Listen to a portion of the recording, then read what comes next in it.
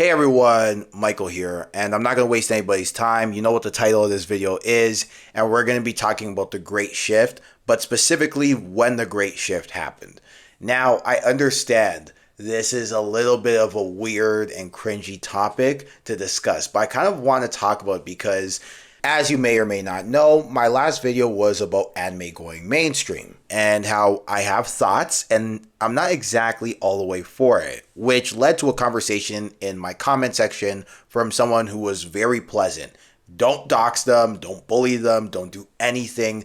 I actually really enjoyed the conversation and the back and forth we had on when exactly they believed anime went mainstream. And during that conversation, we kind of talked about the idea of acceptance versus going mainstream, which has kind of led me to do some self-reflecting on rethinking when exactly did the Great Shift happen. Now, for the uninitiated, the Great Shift is the shift in perception for the outside world who don't watch anime, thinking that anime is a thing for nerds and neckbeards, to now being accepting of it. And what I'm starting to realize is that the Great Shift happened, but depending on who you talk to, we all have a different perception on when exactly it happened. So that's what I'm here to discuss, and I kind of wanted to get a little bit in the weeds about it.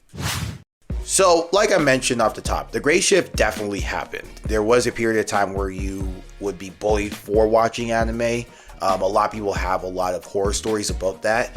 To now, an anime convention being a legit vacation destination that you have to circle on your calendar a year in advance. It's crazy how life works out, ain't it? But we all kind of have a different perception on when exactly it happened. And I kind of want to talk about why. The reason why there's such a discrepancy is something called the upper limit theory. Now, don't worry if you've never heard about it before. In fact, the first time I heard about it was from my friend, but I think it's actually kind of one of those inside baseball terms amongst me and my circles. However, I'll kind of discuss it now. Let me explain it like this. Let's say you're a guy at the bar. You're single, you have disposable income, you're dancing, and all of a sudden you see this 10 out of 10 at the bar.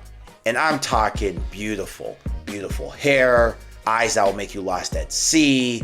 The fit she's got on is working for her crazy, you know, the whole nine. You go up to her and somehow the topic of anime comes up. You now have a choice.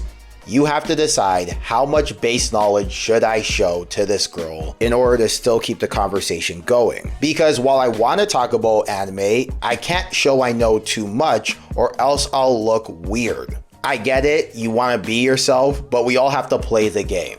And most well-adjusted anime fans have done this before in their lifetime. That, my friends, is an example of the upper limit theory. Now, the upper limit theory in relation to psychology has to do with the idea of self-sabotage. So in your subconscious, you think you're too happy, so you start to self-sabotage. But for the context of what we're talking about, it's more so sabotaging yourself socially when talking to people by displaying too much knowledge.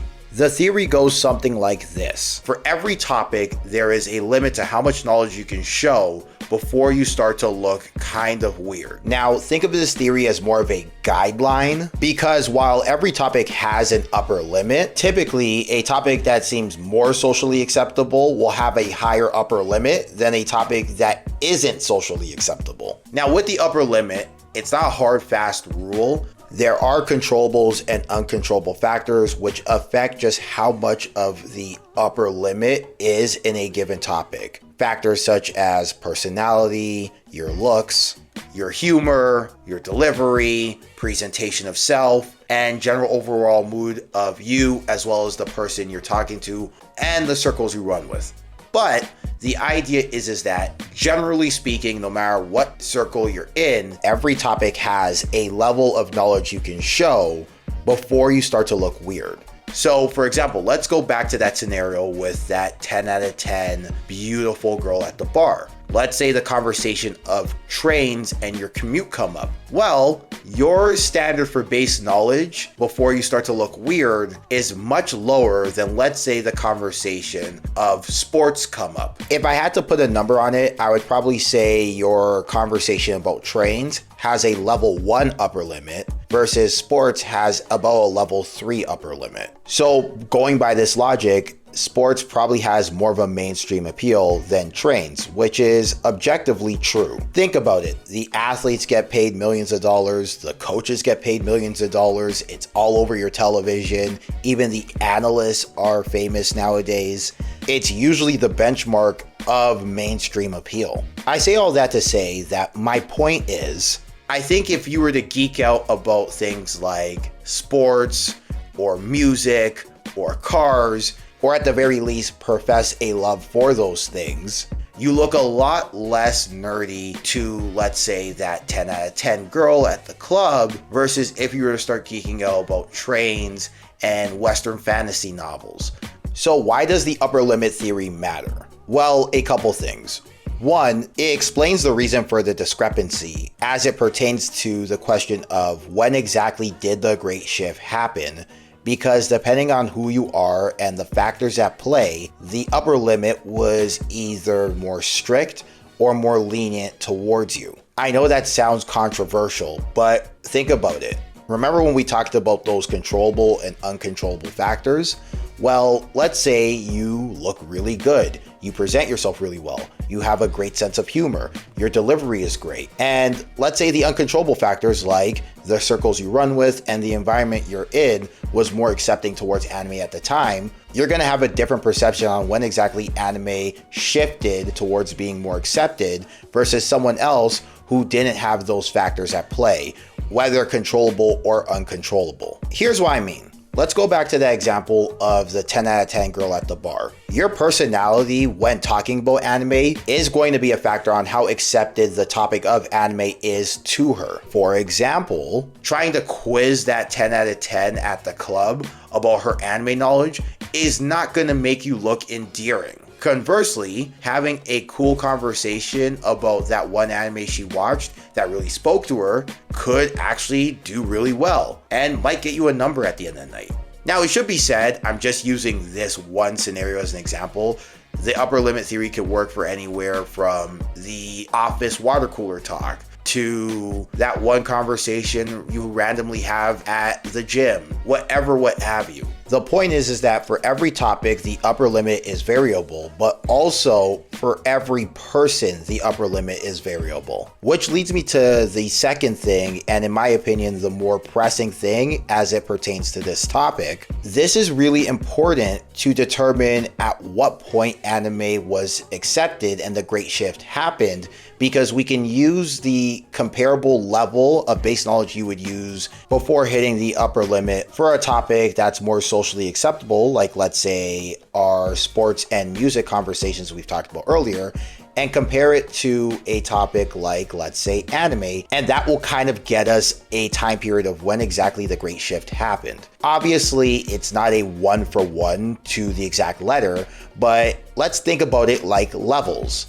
If, let's say, level 1 is talking about if a person has played a sport, level 2 being, for example, how well a team is doing, and then level 3 being a part of the conversation where you can kind of profess an undying love for a sport. Maybe anime has its own levels, and we can determine that a level 3 conversation about sports is comparable to a level 3 conversation about anime. And earlier, you may remember I said that the upper limit for sports is about a level 3. So, going by that logic, we can say that the Great Shift happened when anime reached a level 3 in terms of the upper limit that you can talk to someone.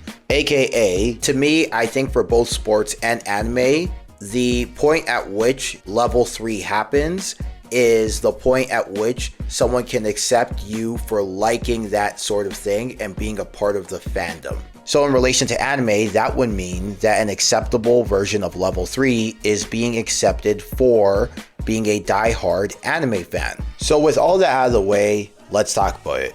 When did the Great Shift happen and why do we think so?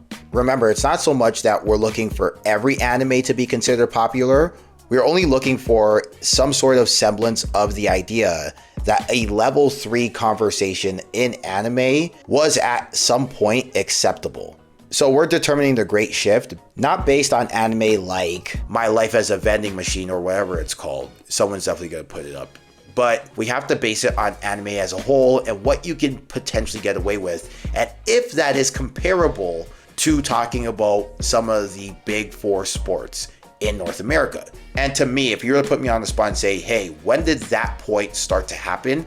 I would come to you with 2015, and here's why. In my opinion, this is a subjective conversation where generally we could put the great shift in somewhere between the mid to late 2010s. But what I would present to you is that we can look at 2 different events to determine as evidence as when the great shifts start to happen. One is the impact of Attack on Titan in the North American part of the world. In 2013, Attack on Titan's first season was released, and it went crazy.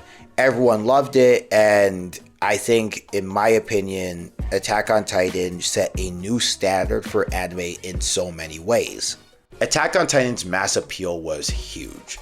Everybody hopped on the train. But I would say this is comparable to level 2 in the upper limit theory. We've already seen an anime title here or there reach a huge boom in the West, and particularly in Canada and USA. I know Mexico anime was way more accepted, but I think most people, when talking about the Great Shift, are talking in relation to Canada and or the USA.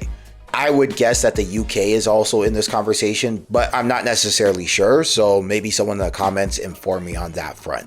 Anyway, to me, this is comparable to level 2 because even though people are talking about an anime and putting it in the mainstream, it's usually to separate itself from the other anime, which still means that anime and by extension anime fans are still looked at as weird and different from the public. So people's cosign of Attack on Titan was more so a cosign of Attack on Titan as an individual piece of media and not part of the anime culture. But to me, this second event is where I think anime reached a level 3 in terms of the upper limit theory, and that has to do with the impact of RDC World and specifically their viral video when people take anime too far.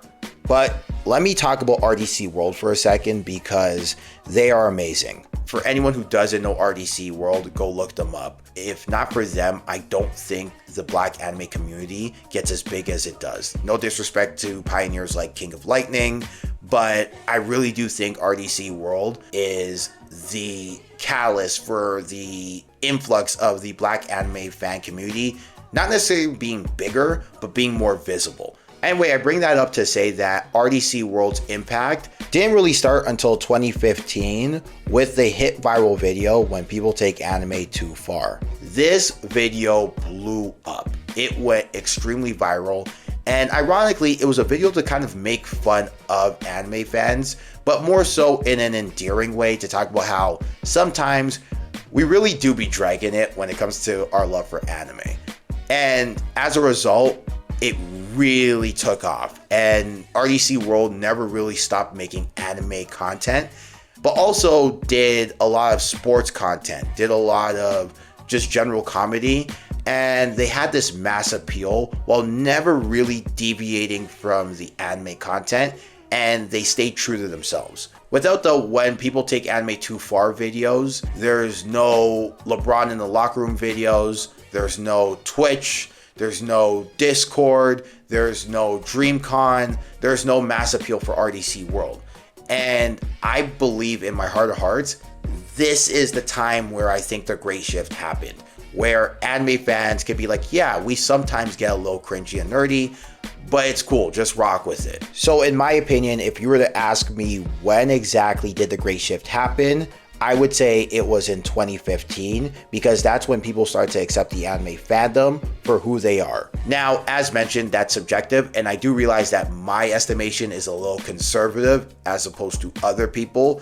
And even the conversation I talked about earlier in the video They mentioned that they believe anime basically went mainstream for them in 2012. But in my opinion, I believe there's evidence to suggest that the Great Shift happened in that 2015 to 2016 time frame. But like I've mentioned a ton of times, this is a subjective conversation based on your environment and your experience.